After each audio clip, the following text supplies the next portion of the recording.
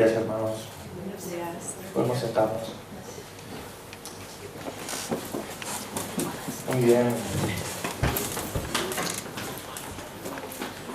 Es un privilegio que el Señor nos da a mí y a mi esposa ver lo que está haciendo entre vosotros, ver cómo esta iglesia crece, cómo también vais creciendo en fe, cómo vais creciendo en conocimiento de la palabra. Os tenemos en nuestras oraciones. Además, estas últimas semanas os tengo especialmente en mente, no solo porque tenía el compromiso de estar hoy aquí con vosotros, sino porque estoy conociendo un poco más vuestra ciudad. Me estoy sacando el carnet de conducir y estoy haciendo las prácticas por Sabadell, así que vengo varias veces por Sabadell a la semana y me acuerdo mucho de vosotros, conociendo un poco más las calles de Sabadell, ¿verdad? Entonces os tenemos muy presentes también en la Iglesia Evangélica de la Gracia y recibid un saludo fraternal de los hermanos. Muy bien, quería empezar en esta mañana haciéndoos una pregunta muy directa. ¿Pensáis que es un tiempo difícil para ser cristiano? ¿Pensáis que hoy en nuestra sociedad, en nuestro contexto, en nuestra cultura, son tiempos difíciles para el cristianismo? ¿Para ser un cristiano fiel? Bueno, voy a dejar ahí la pregunta por un momento. Pero te invito a que me acompañes mentalmente. Vamos a hacer un viaje a Roma, a mediados del siglo I, en tiempos del emperador Nerón. En el año 58 hubo un gran incendio en la ciudad de Roma, un incendio que duró por 5 días. ¿Os imagináis la devastación de un incendio que dura 5 días? Muy bien, no se sabe exactamente cuál fue la causa. Hay algunos que piensan que pudo ser accidental, simplemente. Otros, más conspiradores, piensan que tal vez fue el mismo emperador Nerón que quería reconstruir la ciudad a su antojo y mandó provocar aquel incendio. Además le pilló fuera de la ciudad. Él estaba a salvo, él estaba en aquel momento en un lugar seguro. Sea como fuere, el pueblo, después de aquel gran incendio, tenía sed de venganza. Necesitaban volcar su frustración con alguien. Necesitaban que alguien pagara por aquello. Y el emperador Nerón encontró en los cristianos el chivo expiatorio que necesitaba. Nerón acusó a los cristianos de haber provocado aquel incendio, los acusó de rebeldes, y desde aquel momento y hasta el año 313, desde el año 58 hasta el año 313, el cristianismo en todo el Imperio Romano fue perseguido y cruelmente sacrificado. Ser cristiano en aquel tiempo era ser objeto del circo. Ser cristiano en aquellos días era ser comida para gatos. Comidas para gatos muy grandes, para leones. Entonces te vuelvo a hacer la pregunta. ¿Tú crees que este es un tiempo difícil para ser cristiano? Bueno, aunque es cierto que nuestro tiempo tiene sus dificultades, el Evangelio de Marcos fue escrito en la ciudad de Roma, pocos años después de aquel incendio probablemente, para una iglesia o para varias iglesias que se encontraban en Roma. Esto lo sabemos por el uso de latinismos que tiene el Evangelio de Marcos. También lo sabemos porque Marcos comúnmente explica las costumbres judías. Es decir, Marcos no estaba hablando a gente que conocían las costumbres judías, y también traduce muchas palabras arameas. Cada vez que Marcos emplea una palabra aramea, también se preocupa en traducirla en su Evangelio. Así que probablemente, por varios factores más, Marcos está escribiendo su Evangelio en la ciudad de Roma para la iglesia en Roma. Y este es el mensaje que trae Marcos para su audiencia. Acompañadme a Marcos capítulo 1. Es un mensaje urgente, pero es un mensaje de esperanza. Marcos capítulo 1, vamos a leer los versos del 1 al 15.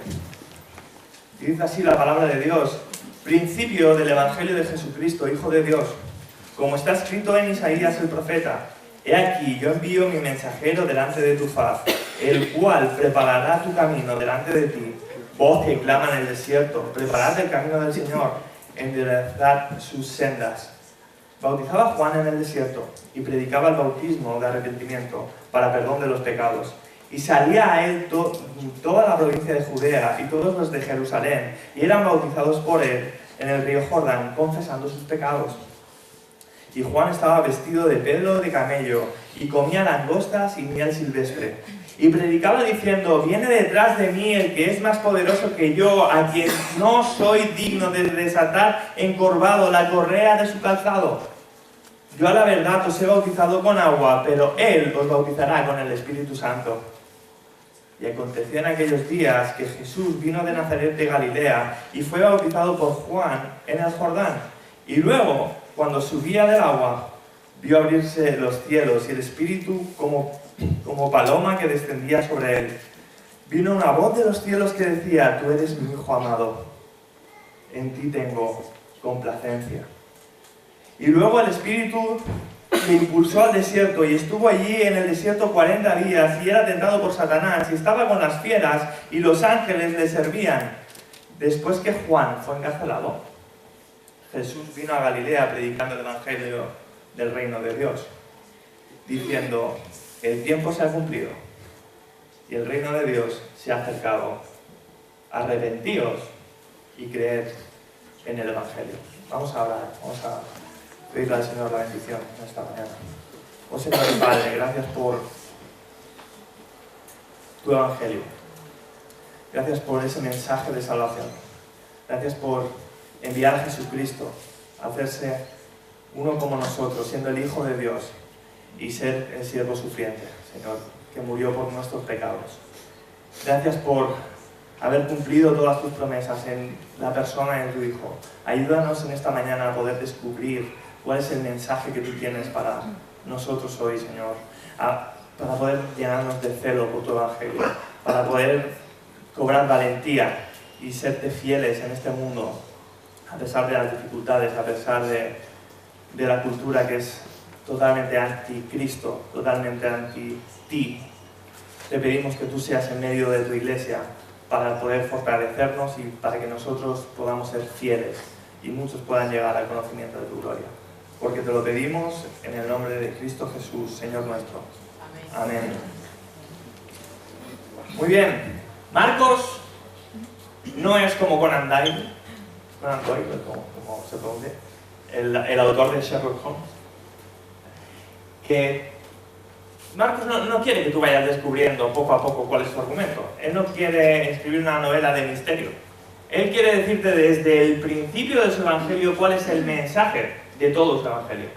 Y en estas líneas que acabamos de leer está el mensaje de Marcos. Y Marcos os voy a anunciar de la entrada que tiene un doble propósito teológico. Marcos, en primer lugar, quiere hablarnos de la cristología que él nos presenta. Él nos quiere presentar a Cristo y nos lo va a presentar de una manera en concreto que vamos a ver esta mañana. Y Marcos tiene otro propósito y es escatológico. Marcos nos quiere hablar del final de los tiempos. Dirás, no, o sea, te has confundido el evangelio. Es Mateo quien se centra en el final de los tiempos. No. Marcos tiene un propósito de mostrarnos que estamos en el final de los tiempos. Por eso el sermón de esta mañana he titulado El tiempo se ha cumplido. Con esto en mente, vamos a ver, he dividido el sermón de esta mañana en 5 puntos. En primer lugar, vamos a ver quién es Jesús. Una pregunta muy importante, tal vez la más importante que podemos hacernos. Después vamos a ver cuál es el anuncio y el ministerio de Juan el Bautista. Nos vamos a concentrar en el bautismo de Jesús también. Vamos a meditar en qué hacía Jesús en el desierto, porque Él nos explica, Marcos, que Jesús se fue al desierto. Y por último vamos a ver cuál es el mensaje y entenderme el centro de esta predicación, el peso, cuál es el mensaje de Jesús y cuál es el mensaje de Marcos y cuál es el mensaje de este sermón para esta mañana. En primer lugar, Marcos empieza su evangelio diciendo: principio del evangelio de Jesucristo, Hijo de Dios. Y empieza contestando tal vez a la pregunta más importante, como decía, que tú te puedes hacer. ¿Quién es Jesús? Porque de esa pregunta, si tú contestas esa pregunta, vas a poder contestar a muchas otras preguntas importantes en la vida. Por ejemplo, si Jesús, como dice Marcos, es el Hijo de Dios, entonces tú sabes de dónde venimos, a dónde vamos, sabes por qué estamos aquí y sabes quiénes somos. Las personas, el mundo, los que dicen que Jesús no es el Hijo de Dios, no saben de dónde venimos, tampoco saben a dónde vamos y pretenden vivir la vida sin saber ni de dónde venimos, ni a dónde vamos. ¿Cómo van a vivir la vida? Según su opinión, según lo que les parezca, sin una certeza, no saben cuál es el propósito de la vida. Y mucho menos saben quién son. Si Jesús es el Hijo de Dios y la palabra de Dios es verdad, entonces sabemos que todo fue creado por Él, en Él y para Él. Dios creó los cielos y la tierra en 7 días. Un propósito, que gozáramos de Cristo, que tuviéramos comunión con Él. Si Jesús es el Hijo de Dios, tú sabes a dónde vamos. Vamos a un juicio. Toda la humanidad va a un juicio. Y en ese juicio pueden haber 2 resoluciones. Tú puedes ser hallado culpable o ser hallado justo. Y toda la humanidad en sí misma, en sus fuerzas, representada en Adán, en ese juicio es culpable. Pero si tú tienes un abogado, si tú tienes a Cristo, si tú te adueñas de la justicia de Dios que viene por medio de su obra, en aquel juicio, el fallo del gran juez va a ser muy distinto. Él te va a llamar su hijo amado. Él te va a imputar toda su justicia, toda la justicia de su hijo va a ser aplicada a ti en el día del juicio. Entonces, los cristianos tenemos claro de dónde venimos, tenemos claro a dónde vamos y por lo tanto sabemos qué hacemos aquí, cuál es el propósito de la vida. Darle gloria al Señor, vivir para Él. Sabemos que vivimos en un mundo caído, en un mundo que no es perfecto, en un mundo que está sumergido en el pecado, pero por la gracia de Dios vamos caminando y vamos siendo santificados y renovados por medio de la palabra y vamos pareciéndonos cada vez más a Cristo, hasta que el Espíritu de Dios complete su obra por completo. El gran problema de la sociedad hoy es que no tienen ni idea de quiénes somos. No tienen ni idea de quiénes somos. La ideología de género es la consecuencia de haber olvidado por completo, culturalmente, incluso, entendedme, qué es el hombre. A mí me sorprende, por ejemplo, ver a ateos, como la gente de Podemos, hablando de la dignidad de las personas. No saben lo que dicen. ¿Por qué las personas tienen dignidad? ¿Sabéis que la esclavitud en Estados Unidos terminó porque la palabra de Dios enseña que todas las personas tienen dignidad? ¿Sabéis por qué todas las personas tienen dignidad? Porque están creadas a imagen de Dios. Pero si no estamos creados a imagen de Dios, dime tú por qué nos diferencia de un animal. ¿Por qué las personas tienen dignidad? ¿Cómo hay personas que se pueden preocupar por el bienestar social y hablar de la dignidad de las personas sin Dios? No tiene sentido. Realmente es un salto ilógico, irracional. Ellos creen que somos un cúmulo de casualidades fortuitas. No somos más que materia, que con años de evolución hemos llegado a ser lo que somos, pero ¿qué es lo que le da valor y propósito a una vida si no estamos creados a la imagen del Dios sempiterno? Así que, amigo mío, si estás aquí en esta mañana y aún no has contestado a la pregunta de quién es Jesús, tienes que saber que si contestas que Jesús es el Hijo de Dios, vas a tener todas las respuestas para la vida y de una forma completa. Y tú vas a poder entender, tú vas a poder vivir de esta manera, vivir conforme al propósito para el cual fuiste creado, para adorar a Dios. Pero si no contestas que Jesús es el Hijo de Dios, bueno, buena suerte en la vida. ¿Vas a intentar vivir conforme a tus opiniones? de la mejor forma que puedas. Hay personas que viven la vida buscando la felicidad, porque creen que el propósito de la vida es buscar la felicidad y nunca la hallan. Otras personas se centran en tener mucho dinero y nunca tienen suficiente. Otras personas buscan fama y nunca les sacia. Si Jesús no es el Hijo de Dios, buena suerte. Tú puedes pensar, ¿hay otras religiones? Buena suerte con otras religiones. Buena suerte. Explican, igual que la teoría del Big Bang pretende explicar de dónde viene el universo, pero no te da una certeza. Otras religiones pretenden explicar parte de esto que estoy diciendo, pero no vas a hallar una coherencia, no vas a hallar una certeza en ninguna de ellas. Buena suerte en la vida intentando vivir.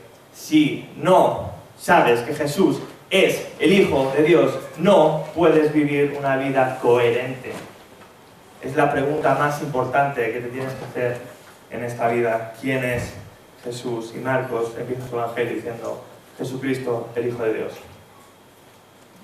Él no tiene interés en que tú descubras cuál es su mensaje. En la primera línea ya te dice cuál es el mensaje. Jesucristo es el Hijo de Dios. Muy bien, después de este encabezado, Marcos empieza con una cita al profeta Isaías. Una cita que hemos leído en esta mañana, pero permitidme que la volvamos a leer. Dice: como está escrito en Isaías el profeta: he aquí yo envío mi mensajero delante de tu faz, el cual preparará tu camino delante de ti. Voz que clama en el desierto: preparad el camino del Señor, enderezad sus sendas. Os hago una pregunta.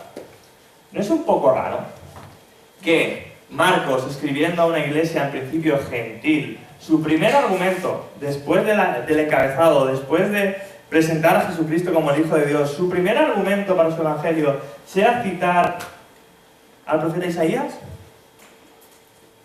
Lo digo de otra manera, ¿creéis que los cristianos en Roma probablemente conocían al profeta Isaías? Seguramente no. Seguro que en Roma habían sinagogas, seguro que podían tener acceso al profeta Isaías, pero no habían sido educados y criados en la cultura judía, así que esto no parece un argumento muy convincente para un gentil en aquel entonces. ¿Por qué Marcos empieza apelando al profeta Isaías? Como hemos dicho, desde el año 58 el cristianismo empezó a ser ilegal en Roma, pero el judaísmo seguía siendo una religión del Estado. El judaísmo era una religión reconocida, era permitido. Tú podías ser judío. Y el primer argumento de Marcos es: nosotros no somos herejes. El mensaje que nosotros anunciamos está en el profeta Isaías. El libro de los judíos está en la Torá. Está en la Torá.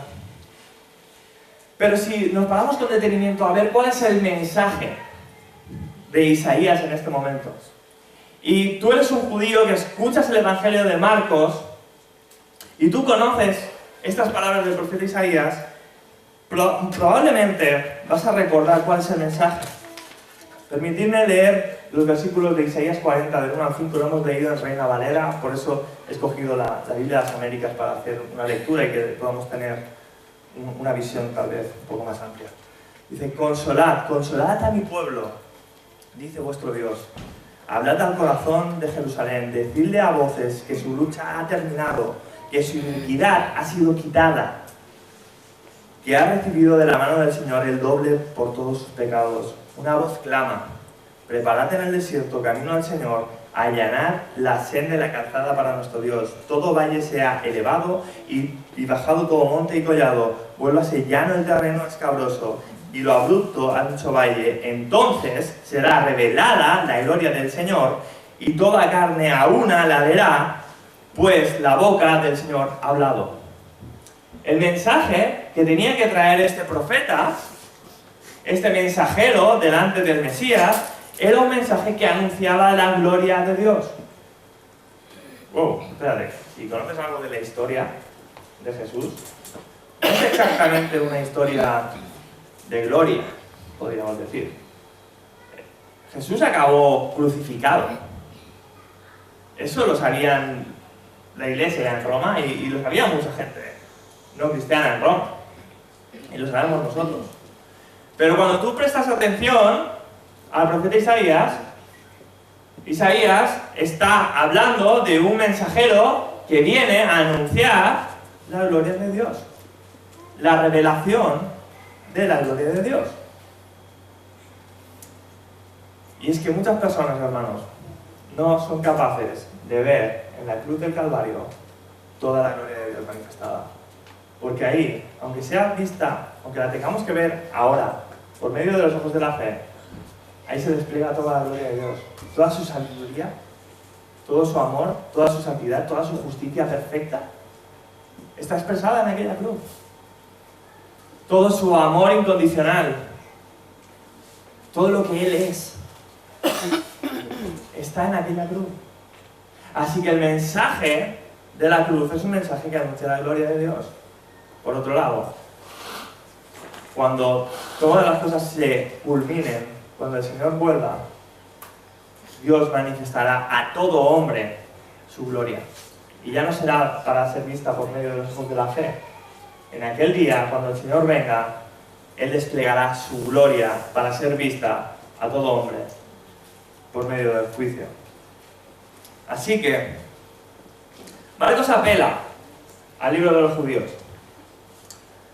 Y Marcos nos habla seguidamente de este mensajero. Fijaos cómo cambia de tercio. Nos habla de esta profecía y enseguida nos dice: bautizaba a Juan en el desierto y predicaba el bautismo para perdón de los pecados. Y salían a él de toda la provincia de Judea y todos los de Jerusalén, y eran bautizados por él en el río Jordán, confesando sus pecados. Y Juan estaba vestido de pelo de camello y tenía un cinto de cuero alrededor de sus lomos, y comía langostas y miel silvestre. Así que Juan tiene un ministerio, y un ministerio que empieza a ser popular. Empiezan a salir gentes de las ciudades y van a ver qué es lo que Juan está predicando. Y Juan está predicando que se arrepientan. Y utiliza el bautismo como un símbolo del arrepentimiento de los pecados.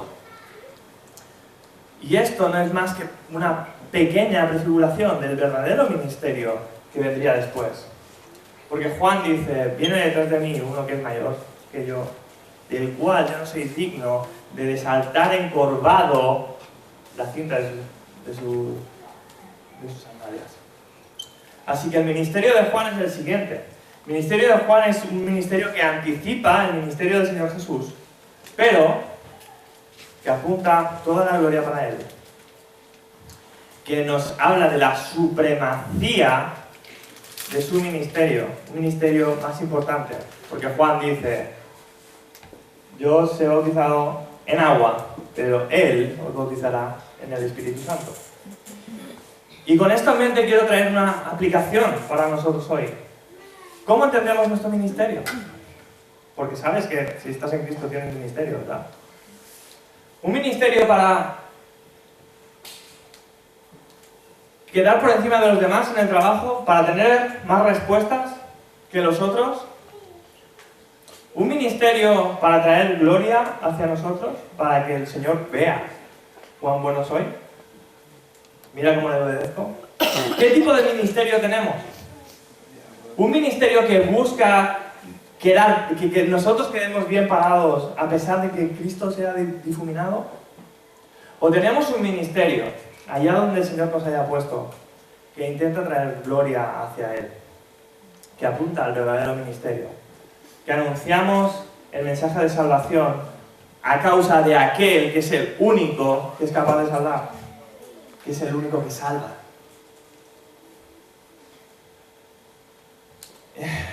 Permitidme que lo explique de una forma más llana.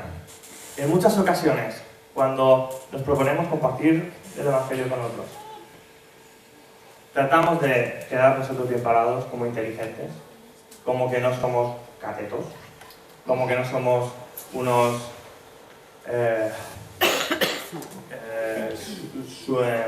no sé la palabra, supersticiosos, que tenemos fundamentos Y de una forma muy sutil intentamos traer algo de gloria hacia nosotros, hacia nuestra inteligencia, hacia nuestra persona. Y Juan, que tiene un ministerio exitoso, fijaos que están saliendo personas de las ciudades para ir al desierto a escuchar a Juan, donde Juan está predicando. Tú ponte a predicar en el desierto, a ver quién viene a verte. ¿Sí? Juan está teniendo un ministerio exitoso y él está centrado y está enfocado en traer más gloria sobre su Señor. Nosotros muchas veces, tristemente, tenemos un ministerio que nos quiere dejar bien parados. Con las personas que compartimos, sean pocas o sean muchas veces caemos en la tentación de que como mínimo entiendan que no soy poquito.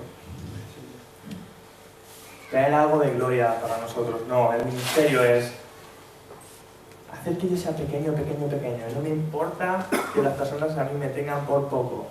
Entre otras cosas, porque estarán en lo cierto. Pero traer toda la gloria posible, todo el mérito, toda la honra a la persona de Jesús. Ese debería ser nuestro ministerio. Y ese es el ministerio de Juan. Juan fue el precursor. Nosotros somos los sucesores, pero es el mismo ministerio, traer gloria y apuntar a Jesús.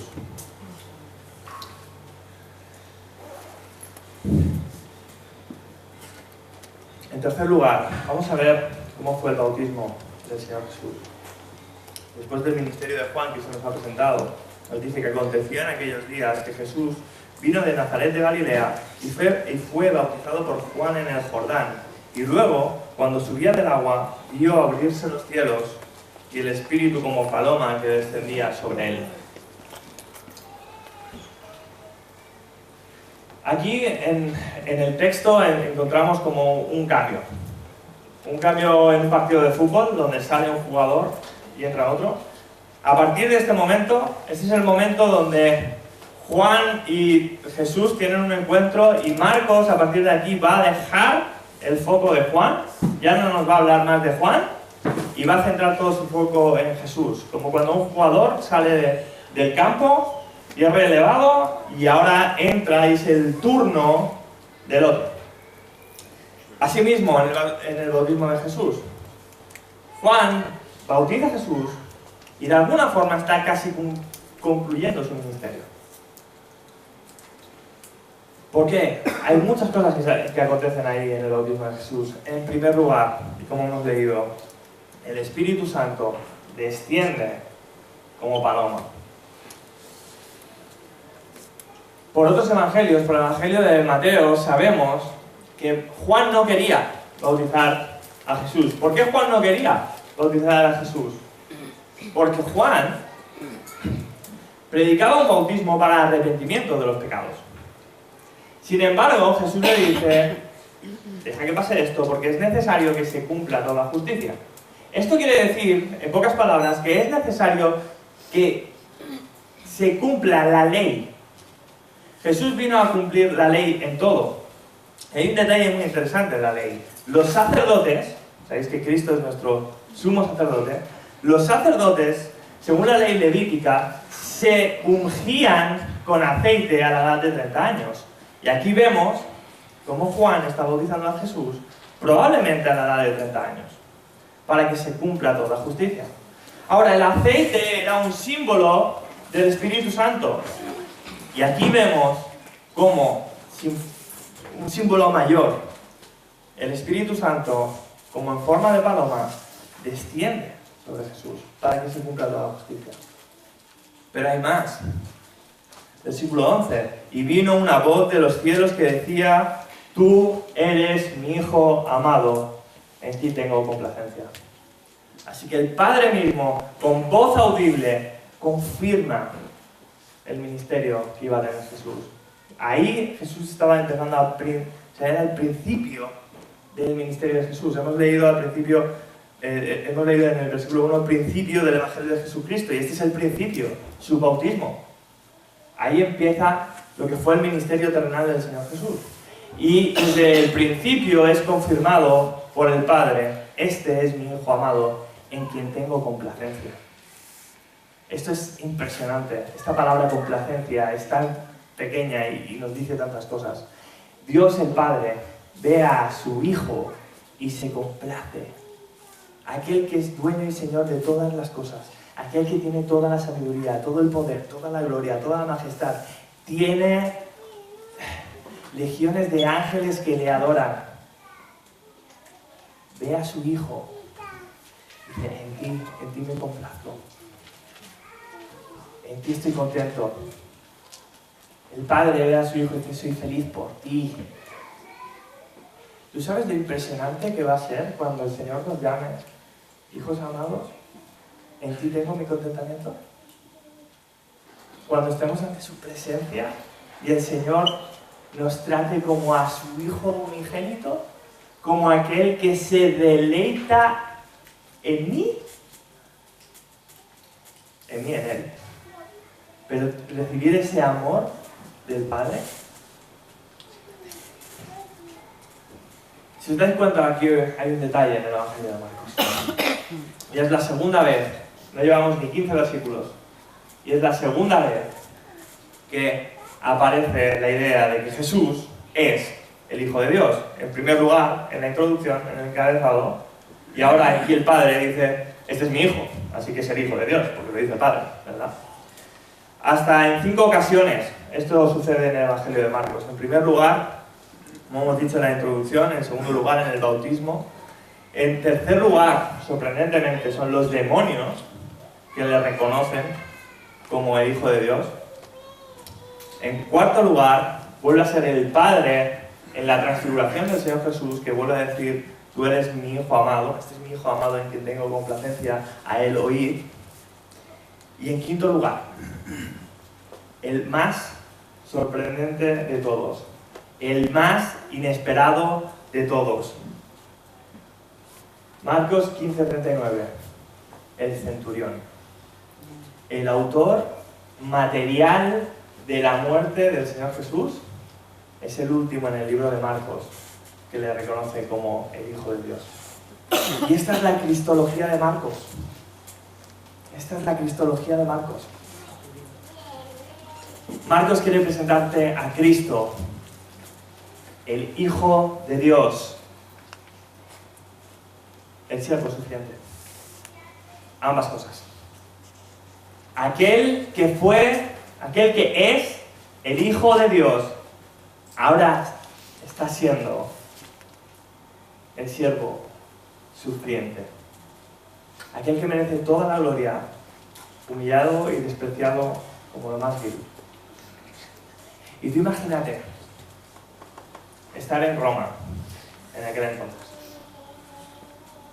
Estar en aquel momento en Roma, siendo perseguido por el mismo imperio que persiguió al Señor Jesús, siendo apresados de la misma manera en que fue el Señor Jesús, teniendo un juicio injusto como el que tuvo el Señor Jesús. ¿Tú te imaginas la capacidad de empatía, de identificación que tenían los primeros cristianos en Roma con la historia de Cristo? Y nosotros, sufriendo aún mucha menos persecución, no siendo comida para gatos como los primeros cristianos, ¿no tenemos la capacidad de identificarnos un poco cuando sufrimos con Jesús? ¿Pensamos enseguida por qué me pasa esto a mí? ¿No tienes en mente lo que le pasó al Hijo de Dios? Para estar quejándote de todo lo que te pasa, para no ser capaz de darle la gloria a Dios en mitad de las dificultades. Si esto es lo que le pasó al Hijo sempiterno de Dios, si esto le pasó al Maestro, a aquel al que seguimos, ¿cómo podemos ser tan débiles y tan frágiles cuando sufrimos de dejar de ser fieles?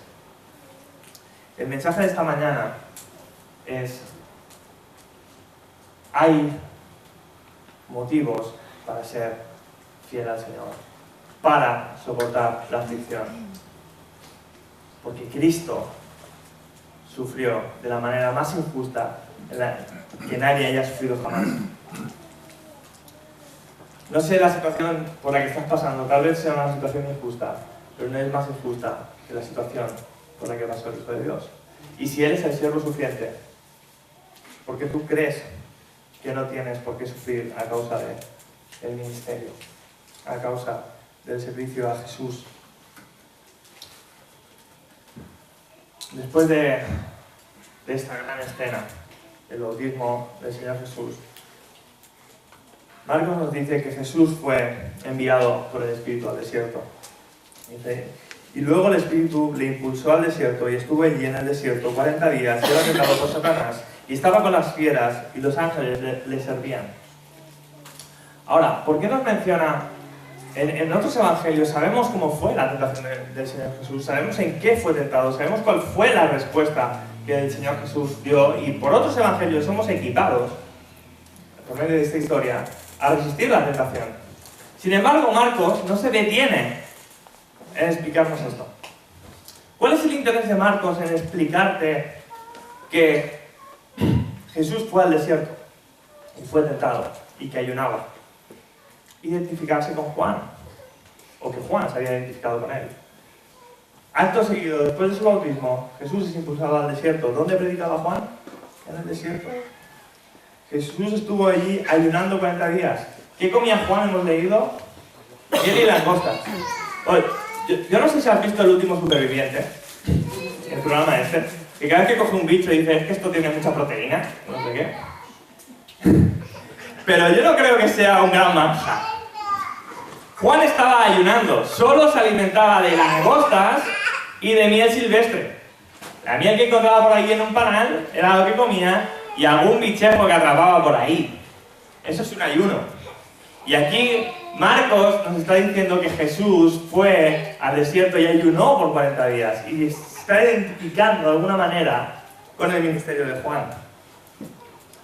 También nos dice que algo muy interesante, que estaba con las fieras y que los ángeles le servían. Y esto nos recuerda de una manera espectacular a Daniel en el foso, ¿verdad? Daniel estaba en el foso de los leones, estaba con las fieras, y el ángel de Jehová vino y le servía y le guardaba, ¿verdad? Y aquí también el Señor Jesús estaba en mitad de las fieras, le podía haber atacado cualquier cosa, cualquier alimaña, cualquier león que pasaba por allí, pero los ángeles también le servían. Y ahí es donde el Señor sufrió la tentación, en la peor de las condiciones. Y con todo esto en mente, habiendo identificado, habiendo presentado el ministerio de Juan el Bautista como el que había de venir, después, habiendo visto este cambio de jugador, este cambio de ministerio, este cambio de rol, en el enfoque de Marcos al menos, pasando de Juan a Jesús por medio del bautismo, y habiendo identificado a Jesús con el ministerio de Juan, vamos a la última parte. Versículo 14. Después que Juan fue encarcelado, Jesús vino a Galilea predicando el evangelio del reino de Dios, diciendo, el tiempo se ha cumplido, el reino de Dios se ha acercado, arrepentíos y creed en el evangelio. ¿Cuándo dice Jesús que el tiempo se ha cumplido? ¿Después de qué? Versículo 14. Versículo 14, ¿alguien? ¿Después de qué? De que Juan fuera encarcelado. Juan aún no había concluido de todo su ministerio, porque Juan tenía que ser encarcelado y, como sabemos, decapitado. Y cuando Juan fue encarcelado y cuando Juan fue decapitado, Jesús dijo, el tiempo se ha cumplido. Porque el ministerio, la predicación y la preparación del camino que hizo Juan ya nos estaban anunciando que Juan venía a preparar el camino de uno que venía a perdonar pecados y a morir para poder perdonar los pecados. Cuando Juan es encarcelado y cuando Juan muere, el tiempo se ha cumplido. Escúchame bien, el tiempo se ha cumplido. Todas las profecías que se tenían que cumplir para que se acercara el reino de Dios, como la que hemos leído en Isaías 40, todas ya estaban cumplidas. Ya no se tenía que dar nada más para la venida del Mesías. Y ¿sabes una cosa? Ya no se tiene que dar nada más para la venida del Mesías. Porque todas las profecías del Antiguo Testamento y del Nuevo Testamento se cumplen en Cristo. Así que, como diría Pablo, estamos en los últimos tiempos. ¿Qué significa esto? Que la venida del Señor es inminente. Esto quiere decir que puede venir esta tarde, que puede venir de aquí 1000 años, no lo sé. Pero el tiempo se ha cumplido. Nada más es necesario para que venga el Señor. ¿Tú entiendes la urgencia de este evangelio? Este evangelio es un evangelio que se atropella a sí mismo. Es un evangelio que apenas da explicación de las historias que cuenta. Solo es acción, acción, acción. Una de las palabras que más se repite en el evangelio de Marcos es kai, que significa y. O hay otra palabra que significa entonces, justo después, y también se repite mucho, es un indicativo, acto seguido, acto seguido, acto seguido. ¿Tú entiendes la urgencia que Marcos quiere transmitir? El tiempo se ha cumplido. El tiempo se ha cumplido. ¿Estás sufriendo persecución? El tiempo se ha cumplido. El Señor viene ya. ¿Cómo quieres que te pille? Hermano, deja de pensar que servirás al Señor cuando termines de pagar la hipoteca. Cuando por fin tengas más tiempo. Deja de pensar que servirás al Señor cuando tus hijos sean mayores. Cuando llegues a un nivel suficiente de libertad, de horas de tiempo. No. El tiempo se ha cumplido. ¿Dónde estás ahora? ¿Dónde el Señor te ha puesto? Ahí tienes que ser fiel. Es hoy. Es hoy. El tiempo se ha cumplido. Arrepentíos y creed en el Evangelio. Estas dos cosas, estas dos sencillas cosas van para todas las personas del mundo. Si tú no estás en Cristo, como he empezado diciendo esta mañana, tú te tienes que arrepentir. Tú te tienes que arrepentir y creer en el mensaje de Jesús. ¿Por qué? Porque el Señor viene pronto. Es algo que lo vas a descubrir a ciencia cierta de aquí no mucho tiempo. Ya sea porque Él venga o porque tú vayas a Él. Pero tú vas a juicio. El tiempo se ha cumplido, no hay nada más que esperar. No hay señales, no hay que ver si en Jerusalén suenan trompetas, o si Trump hace no sé qué, o si tenemos una moción de censura y esto será una señal. No. No, nada de eso. El tiempo se ha cumplido. El Señor puede venir en cualquier momento. ¿Tú entiendes la carga de urgencia que tiene este evangelio? ¿Tú entiendes que no puedes esperar a mañana a empezar a servir al Señor? Que tú tienes que empezar a servir al Señor hoy, allá donde estés. Si tienes hijos, educa a tus hijos. Educa a tus hijos para que sean fieles al Señor. ¿Verdad que les alimentamos y queremos que coman bien y que se nutran bien? Nutrenles de la palabra, aún más importante. Está bien que estudien, pero no, si tus hijos, tú los centras en que sean los buenos estudiantes y después se sacan una carrera y un doctorado y no conocen al Señor, tú has fracasado como padre. ¿No sabías eso? Evidentemente los cristianos tenemos que hacer todas las cosas de forma excelente y tenemos que ayudar a nuestros hijos a que sean buenos estudiantes, por supuesto, pero mucho más importante que todo eso es que conozcan al Señor. ¿Tienes hijos? Sé fiel al Señor con tus hijos. Aprovecha el contexto en el que el Señor te ha puesto. Tus hijos van al cole, predica a los otros padres. Predica a los del fútbol, a los del hockey, a los del básquet. Predica en tu contexto. ¿Dónde el Señor te ha puesto? ¿Estás trabajando? Predica en el trabajo. ¿Estás estudiando? Predica ahí donde estés. Sé fiel en tu trabajo para que sirva como una doctrina, como un adorno a la doctrina de Cristo. Sé el mejor trabajador que puedas, no sirvas solo al ojo, no seas fiel a tu jefe solo cuando te ve. Que los demás puedan ver que cuando tu jefe no te ve, tú también eres fiel y tú también trabajas de una forma excelente y que aquello que predicas lo reflejas con tu vida. Amén. Cree en el Evangelio. Esto es creer en el Evangelio. Porque cuando vivimos para el ojo, para solo lo que nos ven, nos olvidamos de que el Señor es Señor, que Él lo ve todo. No estamos viviendo corandeo, no estamos viviendo con un corazón que solo le busca a Él, que solo le ama a Él, que sirve a su jefe como medio para, en última instancia, servirle a Él. Eso es creer en el Evangelio. Si no lo estás haciendo, arrepiéntete, como dice el mensaje de esta mañana. El tiempo se ha cumplido. Esta es la escatología de Marcos. Este es el fin de los tiempos. Hoy es el fin de los tiempos. El Señor viene en cualquier momento. Es un mensaje urgente. Tenemos que aprender a ser fieles al Señor para alcanzar a la ciudad de Sabadell.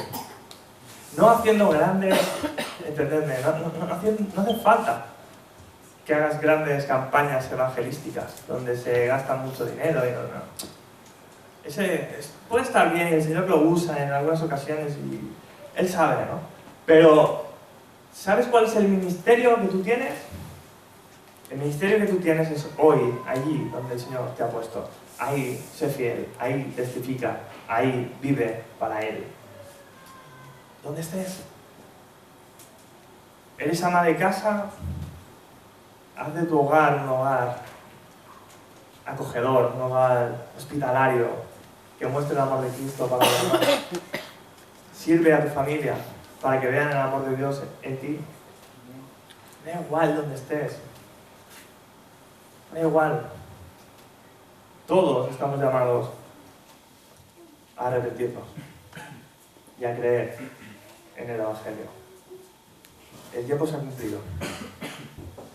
No hay nada más que esperar.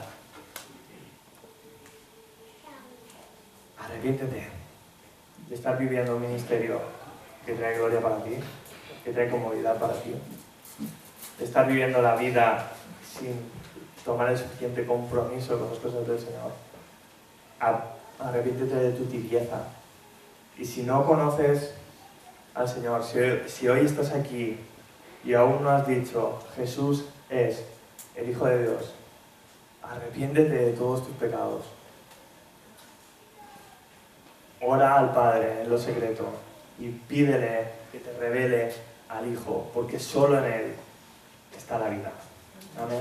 Amén.